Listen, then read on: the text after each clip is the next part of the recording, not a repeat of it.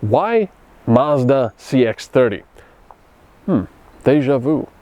Anyway, just like with the Mazda 3, let's go over a few details as to why you would want to buy a Mazda CX-30. Well, this is basically for people that like the Mazda 3, but really want a crossover or a slightly taller car. Well, there you go.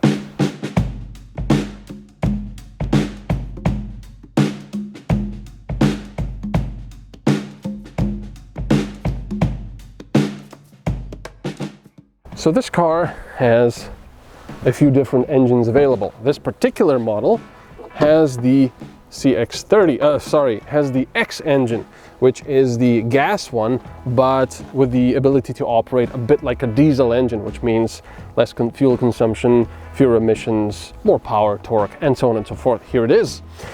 The good thing is it doesn't have a turbo, which means less operating costs and service costs later on.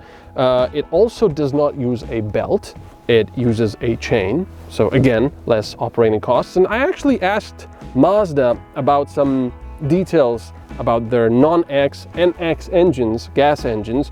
How much do you have to service them? And how often do people have problems with them? And they said really not that much at all. So they're very reliable, and the operating costs, like I said, are very low. So that's good. But nowadays, you've got electric cars, you've got hybrid cars, you've got diesels and all of this. So why would you choose this? Well, because electric cars just don't have the range because of batteries, and hybrid cars, at least in our experience, are excellent while the battery lasts, but then when you empty the battery, they become incredibly fuel inefficient and hungry.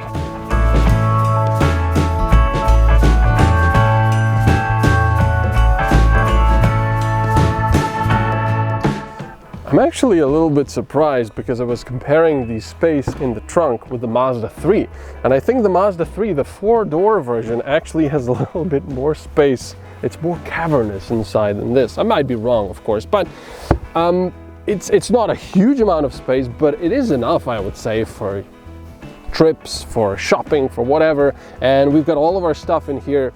Not all of it because we didn't bring everything, but you can also open up this little compartment down underneath and have a little bit of extra space as well.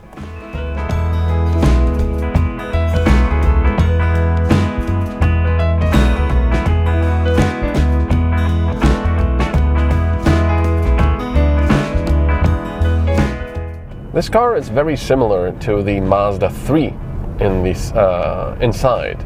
The interior is very familiar if you've sat in a modern Mazda 3. You've got pretty much the same steering wheel, the instrument cluster, which is half digital, half analog, but it all looks kind of digital because of how nice and crisp the analog instruments look. I love the fonts. It's very, very nice graphically. You've got the same infotainment system, the same sort of center console, but that's not a bad thing, because what Mazda did with the Model 3, for example, is fantastic, because it's a smaller car in a way, even though it's kind of pretty big nowadays. But the interior feels like a much, much bigger, more premium car. And this is the same. This car isn't really that huge, but at the same time, it feels pretty spacious and very nice inside. And of course, why pick this model? It's more like, why pick a Mazda? Because when you test drive it, at least for half an hour, maybe, or an hour, you will see just how absolutely pleasant all of the modern Mazdas are. Everything is refined, everything is very nicely put together, it drives nice, the seats are comfortable, you've got all this tech that's, at least over here, already provided with the basic equipment levels. For example, the head-up display, or this half analog, half digital instrument cluster, or the infotainment screen. It's already provided in the most basic package. So even if you take the most basic model available, you will still have all of this, depending, of course, on the country. So just a little note on this X engine, which is the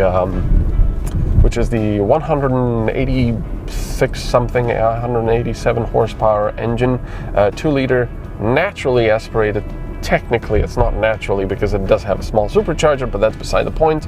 But the thing is, when the X came out, it was supposed to be like this holy grail. It was a gas engine that was supposed to be very economical, because in some cases, or in a lot of the time, it would run as a quasi-diesel compression ignition, even though it still does use the spark plugs for doing so. But anyway, technical stuff aside, I am a little bit surprised that it's not quite as economical, this one, as I thought it was, because I've already driven the X before, but I've driven it with a manual, and I don't know.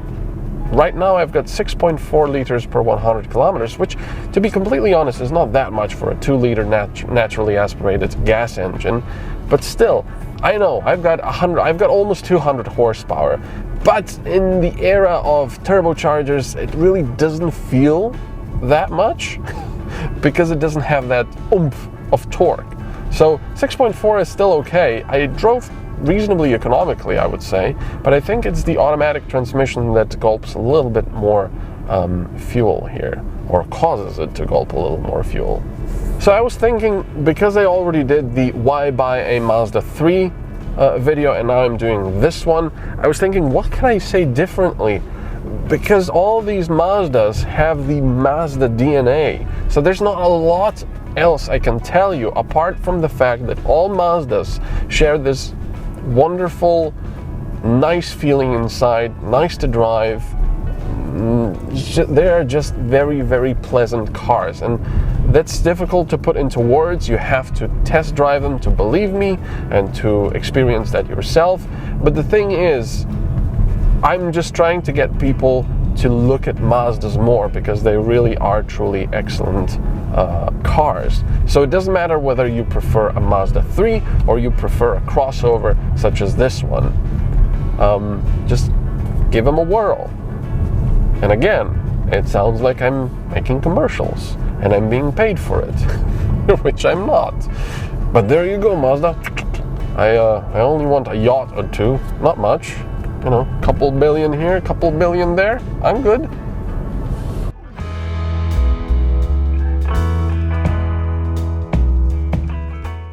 The base CX-30 starts at just under 26,000 euros. For the fully equipped model with the X engine, automatic transmission and all-wheel drive, you'll be paying just over 39,000 euros.